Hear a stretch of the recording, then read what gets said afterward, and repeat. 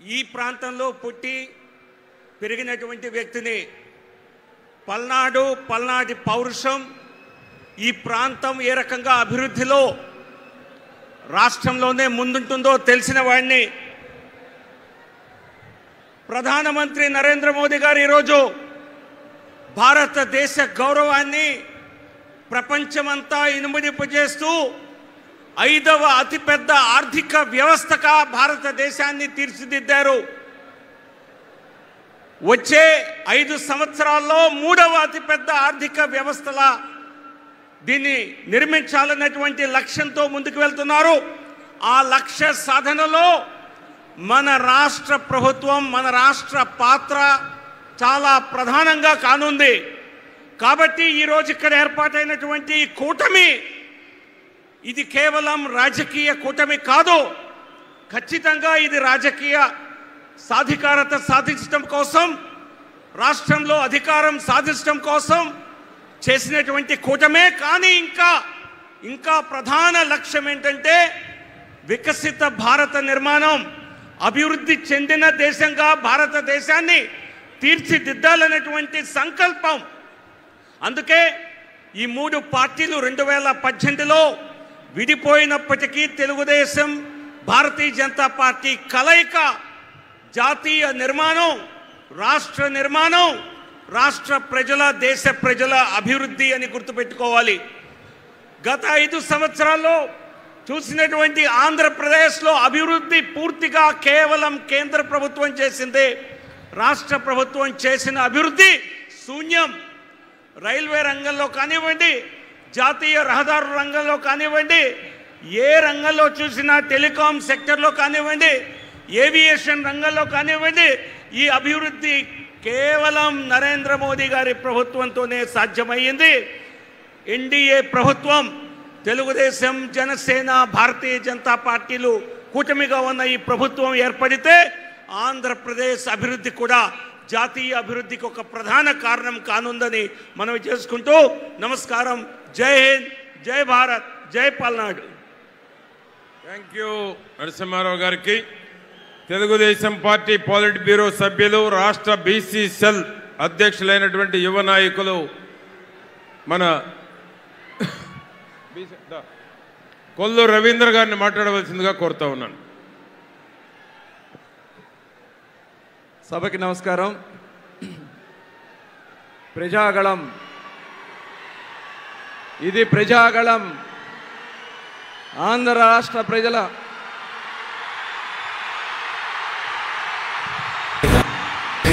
కదలిరా కదలిరా కదలిరా కదలిరా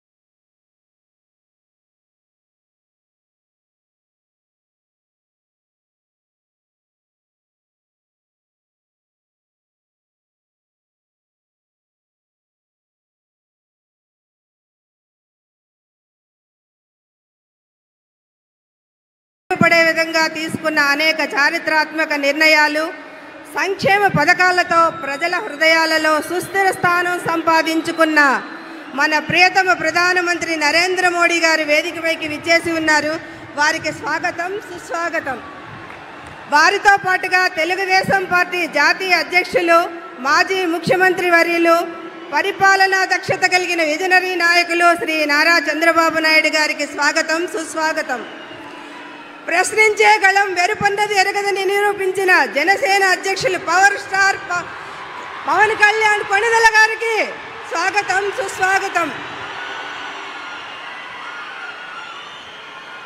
భారతీయ జనతా పార్టీ రాష్ట్ర అధ్యక్షులు మరియు మాజీ కేంద్ర మంత్రివర్యులు అన్న నందమూరి తారక రామారావు గారి ముద్దుల తనయ, నిబద్ధత, క్రమశిక్షణకు మారుపేరుగా కలిగిన మహిళా నాయకురాలు శ్రీమతి దగ్గుపాటి పురంధరేశ్వర గారికి స్వాగతం, సుస్వాగతం.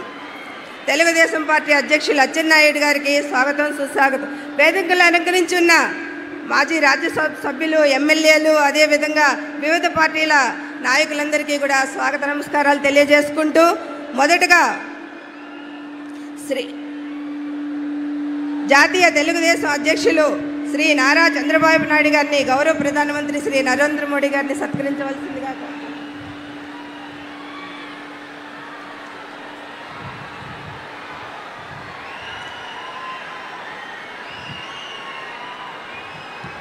శ్రీ పవన్ కళ్యాణ్ గారిని, ప్రధానమంత్రి గారిని పుష్పగుచ్చంతో సత్కరించవలసిందిగా కోరుకుంటా ఉన్నాను.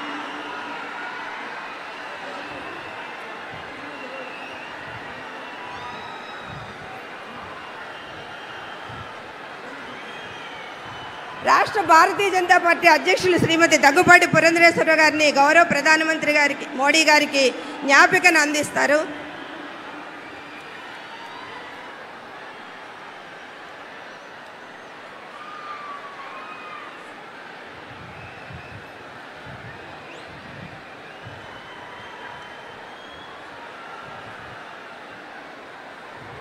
మొదటగా జనసేనాని పవర్ స్టార్ శ్రీ పవన్ కళ్యాణ్ కొణిదెల గారిని తమ సందేశాన్ని అందించవలసిందిగా కోరుకుంటారు.